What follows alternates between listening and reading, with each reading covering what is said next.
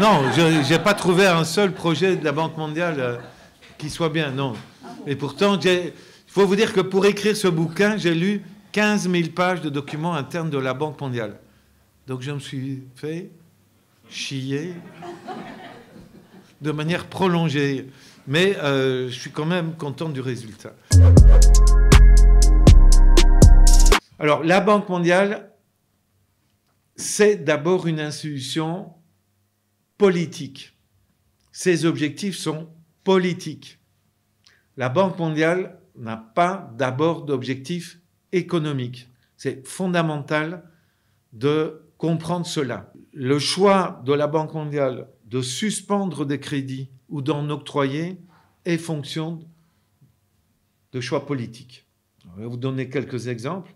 Ça démarre très vite. La France, après la libération, fait appel à la Banque mondiale, parce que la Banque mondiale s'appelle Banque internationale pour la reconstruction et le développement.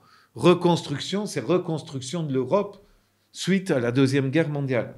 Le développement, c'est le Sud. La reconstruction, c'est l'Europe. Et De Gaulle fait appel à un crédit de la Banque mondiale. Et la Banque mondiale dit à De Gaulle, tant que le Parti communiste français est dans votre gouvernement, nous n'octroierons pas un crédit. Le Parti communiste, pour différentes raisons, poussé dehors et voulant quitter dans un climat de guerre froide qui est en train de s'intensifier, sort du gouvernement, c'est en 1947. Le lendemain, la direction de la Banque mondiale se réunit en urgence et dit oui au crédit qui était demandé depuis un an par De Gaulle, parce que le Parti communiste était sorti. Autre exemple, Iran. Le premier ministre iranien en 1953, Mossadegh, décide de nationaliser le pétrole iranien. La Banque mondiale, face à ça, décide de suspendre les crédits, d'arrêter donc les prêts d'argent. La CIA organise un coup pour remettre en place le Shah d'Iran. Immédiatement après, la Banque mondiale octroie des crédits au régime dictatorial du Shah d'Iran. Dans mon livre, je montre qu'il n'y a pas un seul prêt de la Banque mondiale, pas un seul jusqu'en 1962, pour une école, pour un hôpital, pour un système d'égout, pour un système d'eau potable.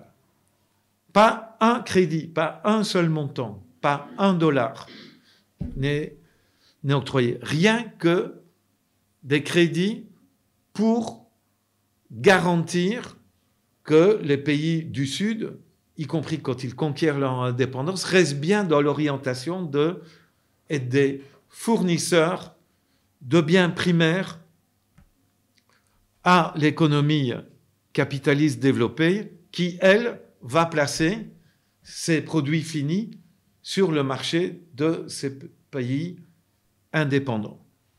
Je ne crois pas au changement de la Banque mondiale. Je suis pour la remplacer. Si vous me demandez que ferait-on si on remplaçait la Banque mondiale, je vous dis, l'affirmation selon laquelle un pays doit absolument s'endetter parce que son épargne intérieure est structurellement insuffisante, comme je pense que c'est faux, ce que je commencerai par faire, c'est dire au pays, vous avez les moyens de trouver des sources de financement sans recourir nécessairement à des emprunts intérieurs. Prélever à des emprunts extérieurs.